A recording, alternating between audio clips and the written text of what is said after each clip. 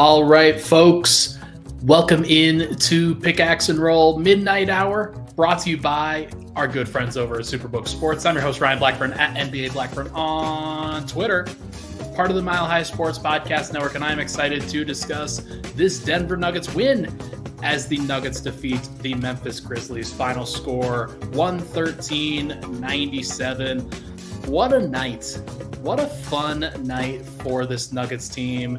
This was really important for them to get it done on national TV in front of a big crowd, and they absolutely delivered, clinched that head-to-head tiebreaker as you see on the bottom of the screen, and it's really exciting to see them kind of get into this flow that you knew they needed to get into for a team like this, and I'm really excited to be able to talk about it with everybody. Yeah, that's the way to do it. The way we do it. Ja, I'm finding the West Morant. Tyler, you're on one right now. That I think it's very apt, given that Ja didn't exactly have a great game tonight. Turnstile Nikola Jokic helped hold him to 8 of 20 from the field, and obviously didn't have much of an impact in the second half. 5555-ish says, where's Swipa? Swipa is going to be on the Sunday show. I know that a lot of people are excited about the addition of Swipa to the program. He is going to be on the Sunday show. We are going to record that at noon. So for our international audience, hopefully that is a friendly window to be able to hop in and enjoy. Swipe and I are going to go over a whole bunch of things. We're going to get into all the narrative discussion and everything like that. But we're really excited to debut that. We've got a lot of fun things planned. He's probably going to be on once or twice a week with me going forward. So we're really excited about that. But thanks for the question. Thanks for asking. Good promo for the pod going forward.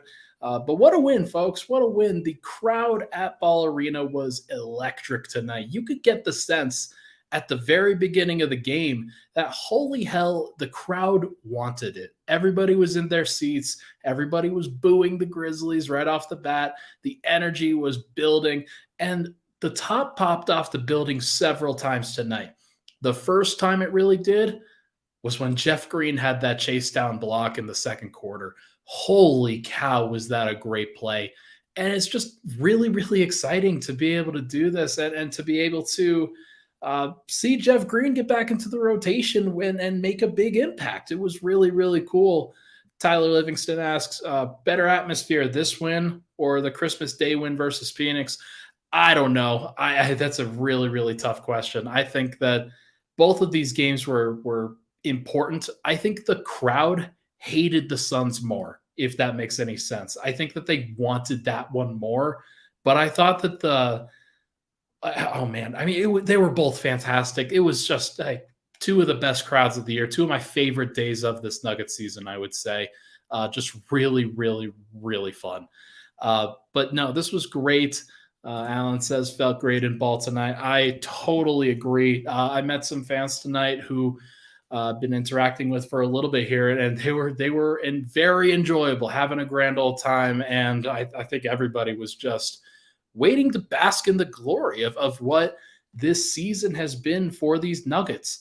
I definitely think that, and Hurricane, I see you, good Lord. I definitely think that this was one of those games where the crowd had all of the belief in the world because the Nuggets were 28-4 going into it at home. They knew that the Nuggets could do it. They knew that the Nuggets were shooting poorly. There was definitely some antsiness going on at the beginning of the game when Denver started the time 0 of 11. 0 of 11. And I think, gosh, who was it that got it kicked off? I think it was Bruce Brown, actually, who made that first three. Really, really big three to kind of break the ice. And Denver didn't really shoot well. They didn't shoot well in this game at all. They shot 26% from three, 8 of 31. And yet they still beat the Grizzlies by 16. That, to me, we're going to talk about that a little bit in the third segment. That, to me, says so much about this team and what they can do, even when the chips are down, even when things aren't going particularly well. But let's get into it. We got to start with the main man himself, Nikola Jokic. 35 minutes tonight, 18 points, 18 rebounds, 10 assists, triple-double. The Nuggets are now 25-0 when Nikola Jokic records a triple-double. And boy, does he like make it look easy sometimes. It's been amazing to watch him this year just because you know he's got something special in the bag every time you go to ball, every time you go to see him. And he doesn't really like you knew that he was very ready for this game. He got the scoring off and got everybody started with 10 points in that first quarter. Denver didn't really play that great in the first quarter. They gave up some easy points. The offense, the flow wasn't necessarily great, particularly because of the shooting. But Jokic himself was absolutely on a mission. Kept Denver in it for much of the early portions of this game. And the rebounding was what really stood out to me. I'm pretty sure he had 9 rebounds at half and then finished with 18. You know, every single time that when Jokic, like when he wants to win a game, when he knows that a game is really, really important, the first thing that he tries to do himself is not scoring, it's not passing, it's rebounding. His rebound numbers go through the roof in must-win situations, and tonight was no different. 18 rebounds and clearing those possessions is such a big deal. The Grizzlies as a whole had 10 offensive rebounds, and yeah, they got some. They definitely had opportunities to grab those offensive rebounds, but Jokic getting 18 by himself is a really big storyline to me, and one of the reasons why his defense is underrated the way that it is. Michael Malone today had the quote of the presser. Let me see if I could just pull it up here real quick from my tweets. He said, "If you watch that game and say Jokic is a negative defender, a bad defender, I think you should pee in a cup." Obviously, implying that somebody's drugged up because they don't believe that. And I think that is a very strong way of phrasing it, but Michael Malone's been on a heater lately. So you give him a slide on that for sure. It was a great quote. And I think that what Jokic did tonight in this game against Ja Morant was really, really impressive. Ja's going to get his. There's no doubt about that. But he did have multiple threes tonight. It wasn't like some of those baskets weren't in the paint. He went 2 of 3. He did go 9 of 11 from the free throw line and obviously had a great game, 27 and 10, but shooting 8 of 20 and then generally slowing down a little bit. Xavier Tillman didn't have as good of a game as he did previously. Jaren Jackson wasn't getting where he wanted to go all the time. Dylan Brooks didn't shoot as well. Desmond Bane didn't shoot as well. The entire Nuggets defense was fully engaged, and Jokic is at the center of that. I know, we talked to Michael Porter after the game, and he gave credit to KCP and Aaron Gordon, who are the guys that really tie the starting lineup's defense together. But he also said, yeah, absolutely. Jokic is an underrated defender. He's a good defender. The way that he plays and the way that he grabs rebounds, he anchors the defense, and he does it in such a way that, yeah, this is twice in a row that the Nuggets have had, when they've had Memphis at home, have held them under 100. That's a big deal against a really, really good Western Conference team. Like, I don't know if they're the best Western Conference team, second best Western Conference team, fourth best, whatever you want to paint it as. I think Denver's the best in the West, obviously, but Memphis is one of the very best. And Ja Morant is a guy that Jokic should struggle with and sometimes has struggled with. I don't want to dismiss that entirely, but when he is engaged, when Jokic is engaged, he played at the level tonight. He blitzed Ja Morant a little bit and moved his feet really well. I thought that he did a great job against Ja, and I think Michael Malone said the same thing. Really, really exciting to see Jokic lock in on the defensive end. And obviously, he didn't shoot as much as he probably could have. The way that Memphis defends, they shrink the floor so much that they make it really hard for you to score. Denver just had to space them out. That's what they had to do. And Jamal was probably the best guy to be able to do that and break down the defense. But I think that the way that Jokic approached tonight was fantastic. I think he did exactly what the team needed to do. And they are now 25-0 when he records a trip dub. Jamal Murray, 37 minutes, 22 points, 8 of 19 from the field. This was initially not a Jamal Murray game. This was initially a game where he was bothered by the physicality of Dylan Brooks. Dylan Brooks talked to him right at the end of the half, let Jamal hear how much he was in Jamal's grill and not letting him get free. He was in his skin, basically, not letting him get shots off. And Jamal was struggling. I don't know what his initial line was. I think it was 5 points on 8 shots or something like that. He just wasn't getting going. And it clearly made Jamal mad. He said after the game that he doesn't let the slow starts kind of dissuade him, dispel him from playing his own game.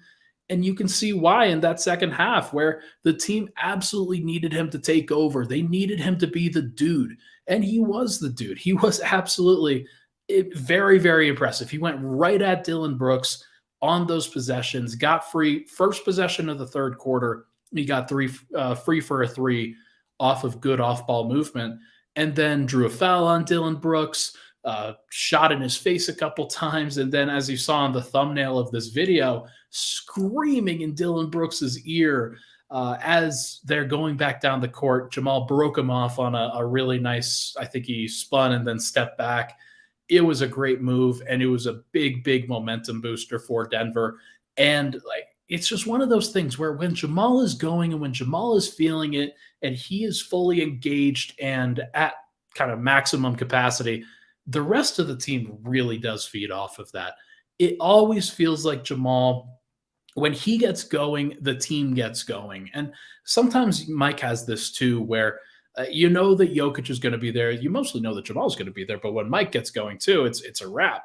I thought that tonight, Jamal, just the way that, like Michael Malone said it best, he put the team on his back a little bit in that second half. And for him to be able to do that in a tough moment against Dillon Brooks, Jaren Jackson's on the floor too, providing help defense. That is impressive. That is just, it's one of those things that he wouldn't have been able to do earlier in the season. There were moments where he had the opportunity and just didn't really come through in those moments. But now I think he just has all of that confidence and swagger back. He knows exactly what he's got to do in these situations and just absolutely kills it. It's been great. Michael Porter, and we'll get to Mike before we hit a break here. I could not believe when I looked at the box score that Mike had 26 points. It snuck up on me really quickly, and it's just one of those things where when the Nuggets are in the flow and when Jamal scores as loudly as he does, and then when Jokic sometimes when he's either scoring or facilitating and you see the cuts, you see the movement, it gets those guys free for baskets. I sort of forgot and sort of didn't realize that Michael Porter was having the game that he did. 26 points, 8 of 14 from the field, only 2 of 7 from 3, but that means that he went 6 of 7 from 2 and 8 of 8 from the free throw line. Those are big possessions, especially like playoff caliber buckets.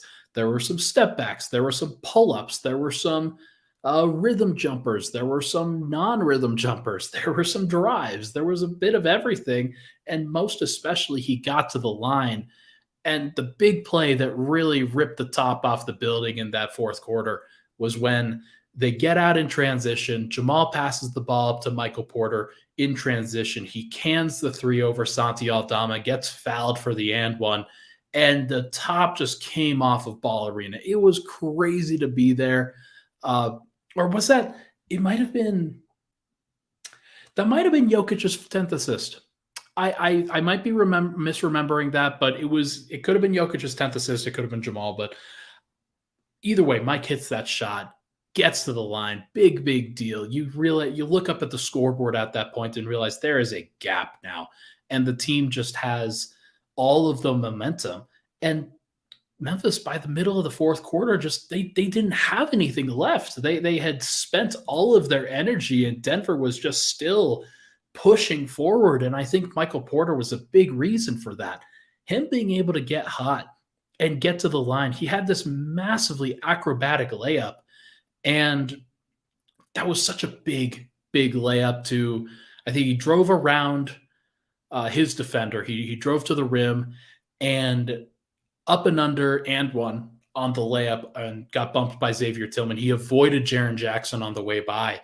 And that's just one of those where, like, you can't teach that. He's 6'10", and he's hitting those up and unders, and he's now doing it with regularity. Even when he's crashing to the floor, even when it looks a little bit awkward, he's doing it all the time, and he's finishing those all the time. And that's such a big deal for this Nuggets team to have that third piece. That, yeah, Jamal was a little bit bothered tonight by Dillon Brooks. He had 22 points on 19 shots. That's not the efficiency you would want. And then Jokic only took 10 shots. So you need somebody else to step up. And lo and behold, Michael Porter leads the team with 26 points. And it never felt like it once. It never did. Like, I think that Jokic had his moments at the beginning of the game.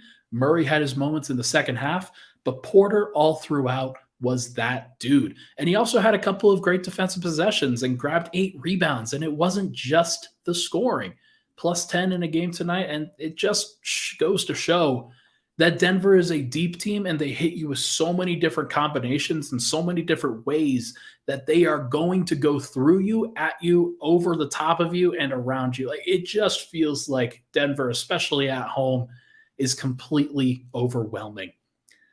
The last time Denver lost at home with Nikola Jokic on the floor was December 6th. We're going on 3 months. 3 months. How insane is that? It's freaking nuts. Tell you what, let's take a break. When we come back, we are going to go over 2 other starters along with the bench and everything that went into that. But first, this podcast, as you know, is brought to you by our good friends over at Superbook Sports. Make 2023 the year you beat Vegas. Superbook Sports gives you the chance every week to go head-to-head with the best odds makers in Las Vegas. No fancy computer algorithms, nothing like that. No guys across the pond setting lines for American sports. Just the best team of odds makers in the business behind the counter at the Superbook in Las Vegas. Plus, Superbook features some of the best odds boosts and promo bets anywhere. Download the Superbook Sports app or visit thesuperbook.com and start your battle against Vegas right now. Visit superbook.com for terms and conditions. Gambling problem, call 1-800-522-4700. And we're back. Pickaxe and roll. Ryan Blackburn here. Thank you so much, everybody, for tuning in. Appreciate all the love and support on the podcast. Make sure you give this a like if you are watching on YouTube. Make sure to subscribe to the YouTube channel. We've seen some really great content go up there. Not just me for the Nugget side, but Anilo and Cody, I think, recorded a really great Nugget segment that you should go check out, that it featured Calvin Booth's discussions on the Nuggets. And then when he spoke to the media, I didn't really give that the time of day that it probably deserved. And Calvin Booth made some great points. So make sure to go check that out. And make sure to go check out the other sports too. There's a lot of great things going on right now. Obviously, the Broncos is very prevalent, but the Avs are like, they're making their run. They're doing their thing. So make sure to go give this a like and subscribe to the YouTube channel. All right, Aaron Gordon. Let's talk about AG. This was probably like a mostly nondescript game for AG. He was there. He was involved. He switched out onto Ja a couple times, switched onto Desmond Bane. But I think the real key came in the fourth quarter. Actually, like right at the end of the third, where he comes in for Nikola Jokic. I'll go over Thomas Bryant in just a little bit, but AG came in and played the backup 5. I had it marked as Jeff Green playing the backup 5 in my rotation chart because when those guys play on the floor next to Nikola Jokic, I have Jeff Green as the 4 and AG as the 3. So obviously I have AG as the 4 and Jeff Green as the 5, but really AG was the 5. And those guys were very interchangeable. And what it really did with that bench unit was made it an all-switch unit. It made everybody able to switch, even Reggie Jackson, who wasn't super involved with the switching. I saw more Jamal Murray switching, Bruce Brown switching, Jeff Green, Aaron Gordon. But all of those guys together were able to lock in on the defensive end and just amp it up when they needed to. And it was really cool to see. Aaron really led that charge in a lot of different ways. And even though he wasn't super involved in the box score tonight, only had 13 points on 5 of 10, did get to the line, made all 3 of his free throws. That's great. 5 rebounds, 3 fouls, no steals, no blocks, no assists, actually. Very odd for AG to not have any assists, but was a plus 10. Is that what it said? No, it was a plus 9. Plus 9 tonight still. And like, everybody on the team was a plus except for Thomas Bryant, and we'll get to him in just a little bit. But I really do think that Denver may have found something with this AG at the 5 lineup. There are going to be times where Denver doesn't want to go big, and maybe Zeke Naji doesn't come back in time, and maybe he isn't back for playing backup 5 minutes, or maybe he's just kind of out of the rotation, and Denver won't really trust him. I think that AG at the 5 is going to be a really, really key lineup for the Nuggets to go to at various points when they face teams that are super small, where they have a lot of guards, especially with their second unit, AG will be a big part of that. He'll be able to switch onto those guys on offense and defense. And when he's on offense, AG can back those guys down and be in the post. There was a nice play, I think it was in the second half, where AG cut to the rim and Jamal found him underneath the basket for a nice dunk. And there are some of those plays that those guys can work together with. That there were some plays, AG setting screens for Jamal to try to get him free a little bit. Denver hasn't really worked on that often, but it's something that I think that they should explore. Obviously, they are trying to keep the mileage off of AG right now, so I'm not surprised that they haven't gone to it. Just know that I think it's in their back pocket. I think it's something that they will use if need be, but we'll see. Rob says, AG came up huge as the small ball five. Really want to see Maul, BB, MPJ, Vlatko, AG line up in the playoffs. Spacing and switching could be really special there. I agree with you. I do think that there is room for Christian Braun in that lineup too, in place of Michael Porter. Like you have your three bench guys be Bruce Brown, Christian Braun, and Vlatko, and then have Maul and Aaron Gordon. Like those would be good. That would be a pretty good lineup that can switch just about everything, and Christian Braun obviously would help there. Reggie, I don't know if he's going to play. We'll get to that in just a little bit, but for now, let's talk about KCP, who initially got the DPOG chain, Michael Malone said, but they decided to give it to, or he decided to hand his off to Jamal, who really amped up the team and really kind of elevated the entire group with his physicality and his intensity on both ends of the floor.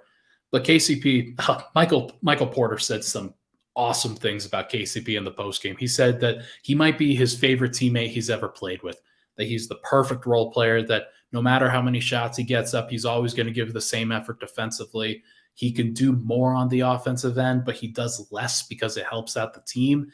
And I love that. I think that KCP has just done such a great job of filling in exactly what this team needs. He's the perfect fifth piece for what that starting lineup is. There's nobody in the league that could do it better.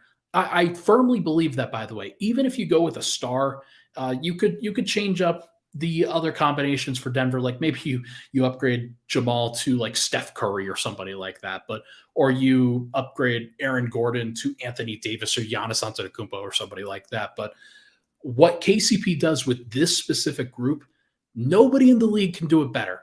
Nobody. Because he is shooting 45% from three. He is guarding the opposing team's best guard. He switches. He blows up screens. He draws illegal screen fouls on the opposing team in clutch moments. He did one with about 6 minutes left in the game today. And for him to be able to do what he does on a consistent basis on a championship caliber team, we've seen this before. You've seen it with the 2020 Lakers. I knew in my heart of hearts that KCP would be able to do this for the Nuggets. I saw it with my own two eyes and thought, I think that KCP can do this and he can be that 3-and-D role player that the Nuggets need. And lo and behold, it has happened. So it's been great to see KCP take a bow. Like he's just awesome. There's nobody better. All right. First half bench lineup for Denver. We'll transition into the bench now.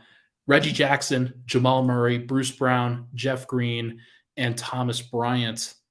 Stefan, any update on the Thomas Bryant injury? No, he rolled his ankle pretty good, according to Michael Malone, but he said that it was possible that he could have gone back into the game. So I do think that Denver, if they needed Thomas Bryant, he could have gone back in. He was trying to work it on the sideline to get back in towards the end of the third, beginning of the fourth, but it wasn't meant to be. Denver didn't need to go there. I'm actually glad that they didn't. They found a really interesting piece in AG to be at the 5, and I think that makes a lot of sense for the team. So hopefully he is perfectly good to go going forward, but Denver does have a couple days off, so hopefully they can let that swelling go down and see what the actual damage is. But either way, first half bench lineup, Reggie Jackson, Jamal Murray, Bruce Brown, Jeff Green, Thomas Bryant. This group was not very good. Obviously, if you saw any of the tweets, I think that there was a stretch where they were like 9-0 run, hadn't scored since Jokic went off the floor. And it's one of those things where it feels awkward because Jamal at that point wasn't doing the things that he was doing in the second half. Reggie played a horrible game in general. And then Thomas Bryant also, I don't think he played well. I think that there are some things where he's just so amped up trying to do some good things, and he just wasn't like he got one steal, and we'll talk about that here in just a bit. But in general, I think that Denver's second half bench lineup, which featured Reggie, Jamal, Bruce Brown, Jeff Green, and Aaron Gordon, was way better. As we mentioned in the Aaron Gordon part of this, he was very good and it allowed them to switch. And Memphis, they just didn't have anybody that could really break down the defense and get free. There was one play that I remember where Desmond Bane got free off of a really impressive falling baseline out of bounds over a strong Jamal Murray contest in the mid-range. And you're like, okay, you hit a nice, tough mid-range jumper. Now what? And there just wasn't a lot of now what from Memphis in that second half. And it was just like really great stuff from the bench in that particular point of it, because the first half was not good. Bruce Brown, 23 minutes, 15 points. He was one of those guys that he brought it tonight. He was up for the challenge. And what I liked most about Bruce tonight, there were only 2 times that I saw that he settled for the floater. He missed the first one that he took, made the second one that he took. The rest of the time, he was getting to the rack. And there was a big moment at the kind of the middle portion of the second quarter where Denver, they're going through their slog. They could not buy a bucket. And they were still, I think at that point, like 0 of 11 from 3 or something absurd. And the crowd was getting super antsy. And then Denver makes a play. They get a turnover in transition. KCP, I think it was, threw this awesome alley-oop to Bruce Brown. And his athleticism, his ability and willingness to run, that has made Denver more dangerous in general. Bruce Brown has finished on the break a bunch. He's done a great job getting out there, and he finishes up high over a bunch of people, finishes through contact. There was also, I think, a layup where he caught the touchdown pass from Jokic at the end of the first quarter, where Jokic throws this ball the entire length of the floor, and Bruce Brown catches it and lays it up, and it looked like he got fouled, and it led to a timeout for Memphis, but looked like he got fouled on that play, still finished through it. He's a weapon in transition because of his willingness to get out of there and his willingness to look for that pass and anticipate that is going to be a thing. He does a great job with that. Hit a 3 tonight, had 6 rebounds, had a block. He blocked a 3 tonight that was really impressive in the corner. Just has a lot of these plays, these flashbulb plays where you could see the effort just dripping off of him. He is just doing a fantastic job of like lifting up the team while he's out there. And I've been critical of Bruce. I don't think he's found his ultimate rhythm with the team over the course of especially with the second unit over the course of this last week and a half. But I do think that he can do it. I do think that he's capable. And this Nuggets team, they need him to be successful. They need him to be at his best. There were moments tonight where when Jamal was off the floor after having staggered with the second unit, where Bruce was there as the point guard. He was there towards the end of the second quarter and midway through the third quarter as the point guard on the floor. And those Nuggets lineups were very good. Those Nuggets lineups found success. That is a group with the 4 starters plus Bruce and Jamal out that Denver can go to and will have to go to in the playoffs a lot. Like that is going to be a thing where because they stagger Jamal, like that's going to have to happen. So Bruce being able to do that and being as versatile as he is, really, really big deal. He showed his value tonight for everything. It was great. Stefan, Jamal had 9 assists tonight. Yeah, there were times where he didn't pass to Yoke, but I do think that he was a little bit amped up, especially in the first half. Second half, I think that he deserved like the shots that he took. So look, it is what it is. I don't think that Jamal had a particularly great game, but he showed up exactly when it mattered, and that's the most important thing. Jeff Green, wow. What a return for Jeff Green. He hadn't been in the rotation. Vlatko's been in the rotation as the backup 4. And you know that Vlatko's probably going to be that guy going forward, but he's out tonight with a sprained wrist, had a splint on, Harrison said, and I think that'll probably be on for at least a couple more games now. We're going to see what happens with Vlatko. They're going to give him plenty of time to heal that for sure.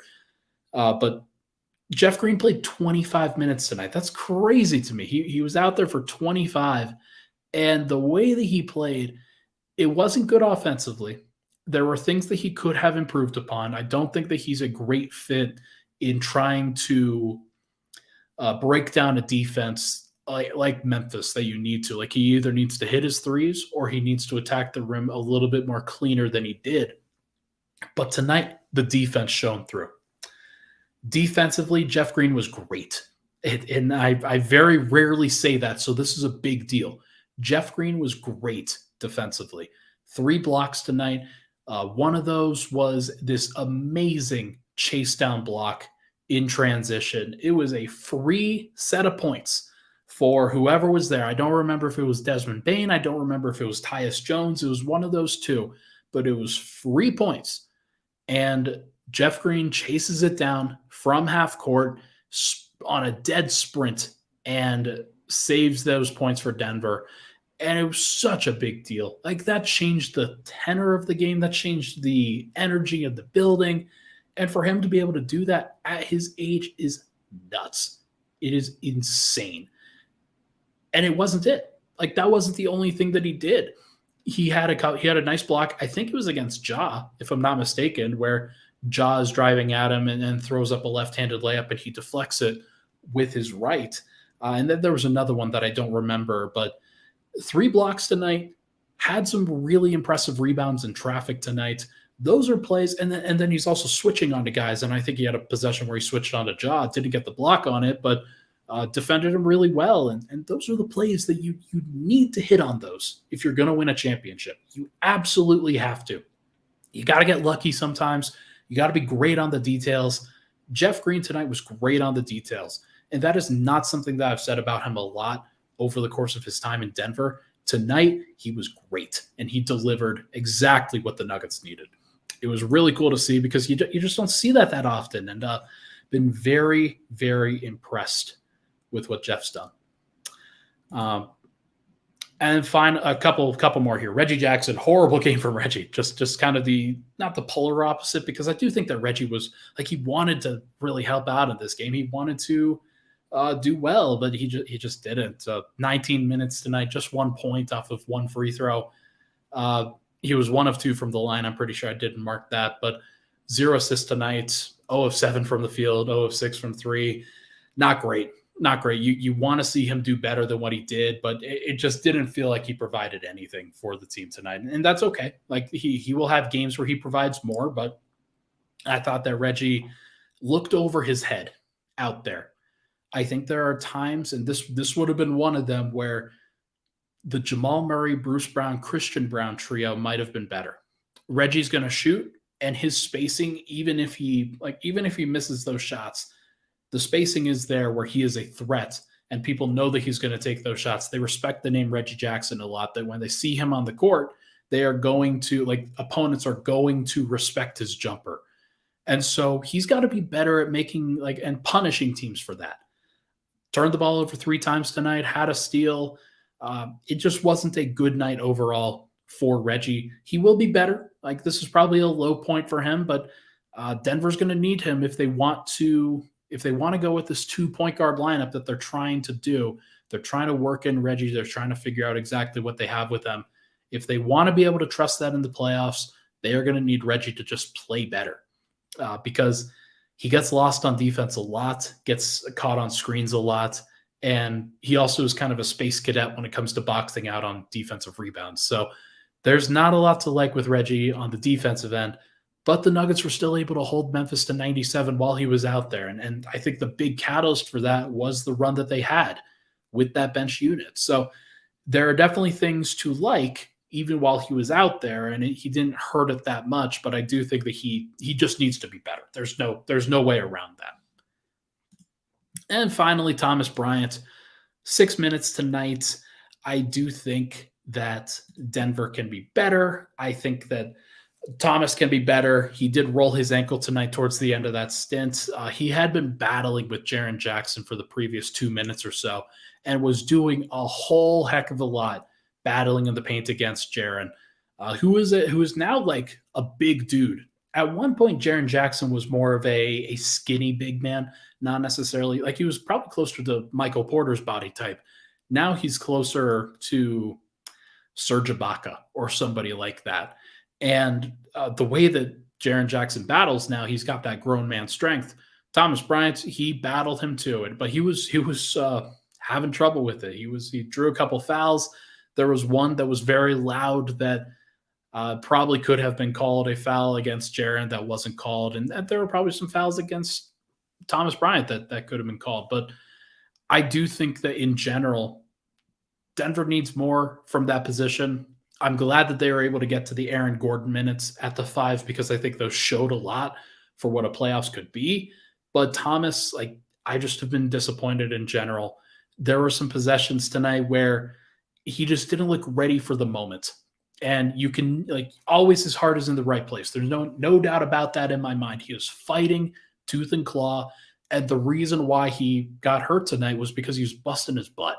And he was just working so hard against Jaren Jackson. So hopefully it's not a long-term thing. Hopefully he's good after this, but he'll get a couple days off and hopefully he is back on the court. But if Zeke Naji is still out and Thomas Bryant is also out, you might see more DeAndre Jordan in the rotation over the course of these next couple of games. Obviously not as important in terms of minutes as they were previously, but like this was Denver's last important game until basically Milwaukee on March 25th. So we will talk about all of that on the other side. This was a great win. Objectively a great win for a number of reasons, and I am really, really excited for what this means for the Nuggets for the rest of the year because it gives them so much more flexibility, and we'll talk about why on the other side of this break. We will be right back.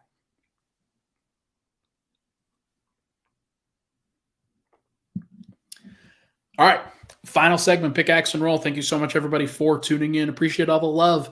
Make sure to give this a like on the YouTube side, and make sure, if you are on the podcast side, to rate, review, and subscribe to the program over there. I could use a review. I haven't had a review come through on Apple Podcast in over a month now, and would love to see one of those come through just to know that everybody is happy with the pod. And I think everybody is, but I really do appreciate it when those come through the program. All right, Denver Nuggets, 45-19 record. Let that sit for a second. Through 64 games, the Nuggets are 45-19. The Nuggets last year finished 48-34. They had 3 more wins, and Denver still has 18 more games to go. Still got a lot of flexibility here. There are ways that they can even reach 60 if they wanted to.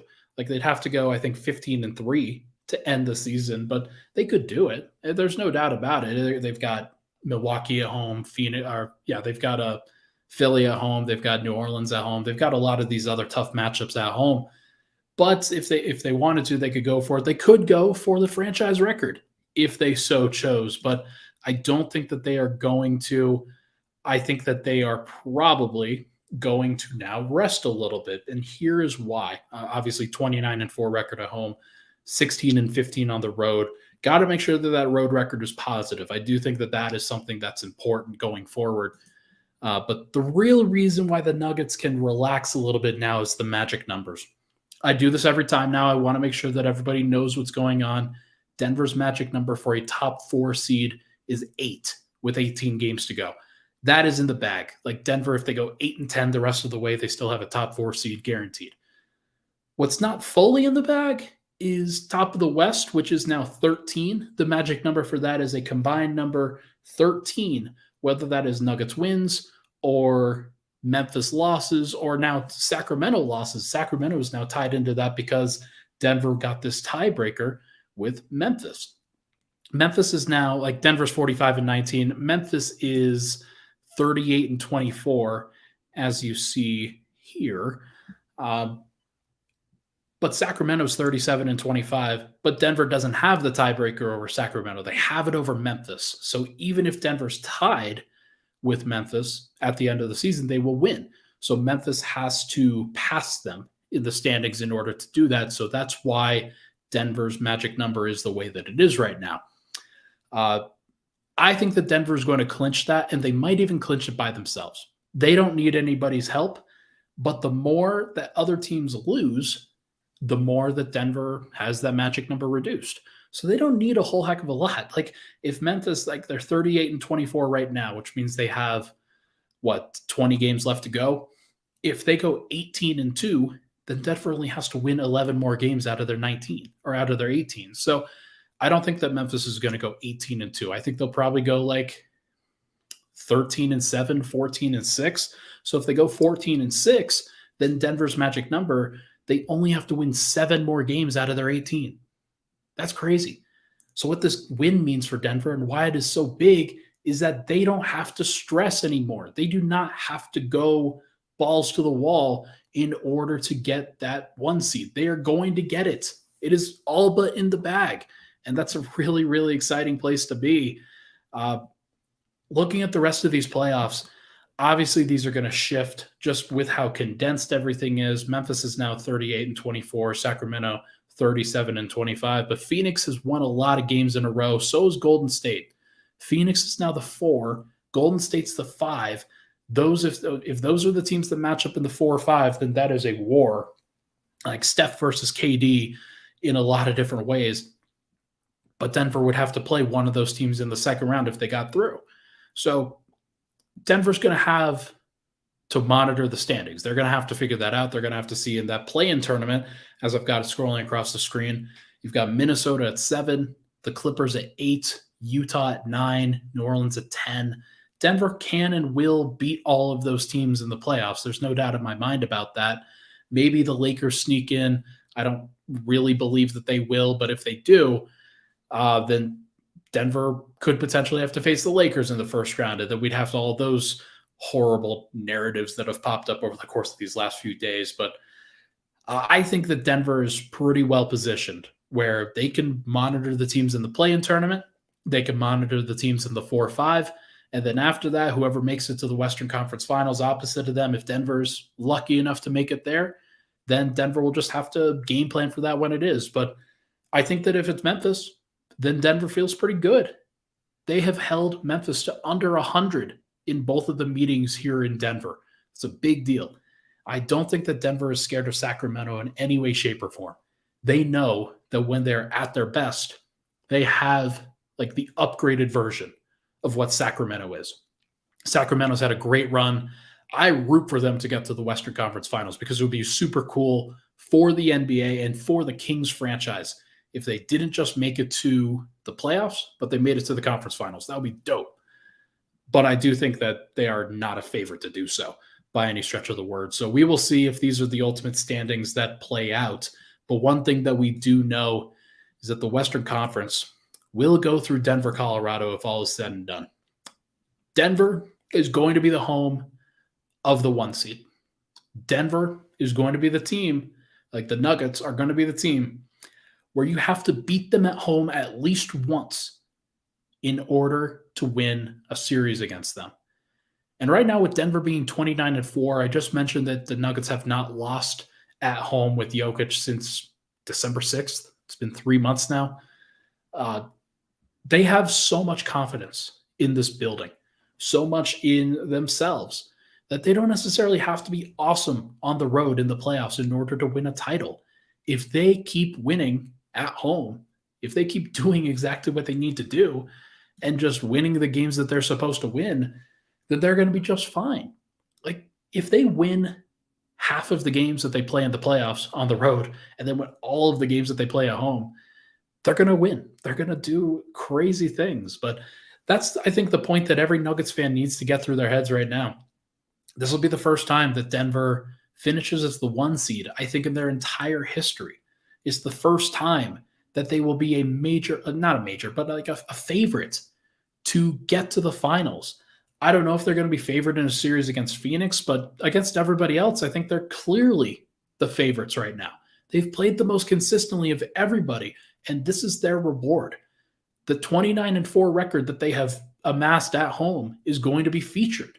It's going to be a big part of the narrative for this playoff race. They don't need to do anything crazy. They've just got to play at home and defend home court. And if you can steal a game 3, if you can steal a game 6, whatever, one of those in those away arenas will be great.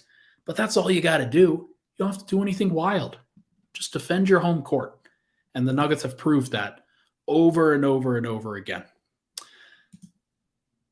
Tonight, the Nuggets also proved on national TV that when the going gets tough, they can still win.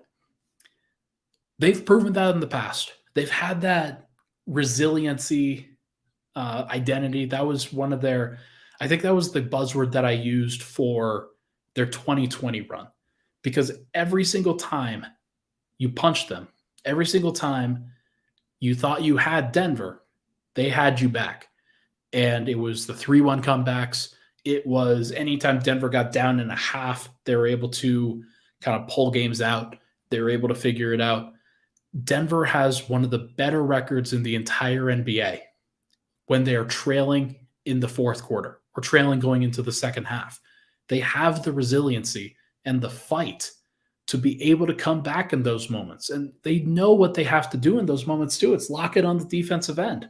And it's one of the reasons why through, I think, like 7 minutes in the fourth quarter tonight, Memphis only had 6 points. They're not scoring anything. And it's not like Denver's putting out their best, awesome defensive lineup out there. Like they had Jeff Green out there. They had Reggie Jackson out there. Jamal Murray locked in defensively. All of those guys know, though, they know exactly where their bread is buttered. They know exactly what they have to do. They can't just be an offensive team, especially when it comes to a playoff mentality. This is why I believe in Denver. I think that they have the switch. I think that they have the gear that you're hoping for them to get to consistently when they're at home, especially. But even when they're on the road, they know that they have to do various things. It's just kind of harder for them to do. I think that they have a switch, especially at home, where you can lock in on the defensive end, defend your butt off, do everything you need to do to get out in transition and make the offensive end as easy for you as possible.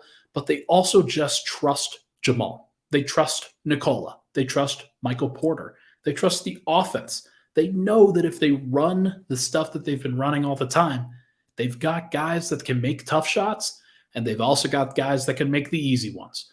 And even if the shots weren't dropping in the first half tonight, Denver still powered through. And for them to do it against the second best team in the West, record-wise, on national TV, in a game that really decided clinching scenarios for the head-to-head battle, this was a big, big deal. And I feel very strongly about Denver's chances going forward. Like they'll run into the Suns. They'll run into the Warriors. There will be matchups that are harder for them. But it's not like Memphis wasn't hard. It's not like they were a very solid team. They defended their butts off, Memphis did, especially in the first 3 quarters. It looked like they had Denver's number. And then you look up at the end of the third quarter and the score is tied because Denver just comes at you in waves. And even when you feel like you have them, you don't. That's what Jokic does. That's what Murray does. That's why Michael Porter's crazy 26 points when it didn't even feel like it. That is why that was such a big deal too. It is just really fun to be able to root for this team, to be able to cover this team, to be able to see the growth that they had. It was really, really cool. Rob says, Nuggets understand winning time as well as I've seen. I agree, Rob. I think that's a great point. Michael asks, can you get Jokic to shoot more and be more aggressive? It's so frustrating. Your point guard shouldn't be shooting twice as much. I'm not sure I agree. I feel like Jokic did exactly what the team needed him to do. Are there times where you want him to shoot a little bit more? Yes. Is it more important for Denver to put themselves into a better position where Jokic doesn't have to do everything, where he can invest himself on the defensive end and do everything that he needs to do on that end in order to be the best version of himself that he can be? Yeah, if they needed more Jokic buckets, then they would have gotten them. I think if Denver wasn't running on full cylinders by the time that Jokic came back into the game, then he probably would have been more aggressive as a scorer. I do think that. But I think he saw that Murray was playing well. I think he saw that they were running great offense and could get MPJ the ball. I think he saw that Jeff Green was playing well. And he saw that all these guys were really setting the table well. But in general, I think that he just trusts Jamal a lot. And I trust Jamal a lot. Even when Jamal isn't playing well, you go through that.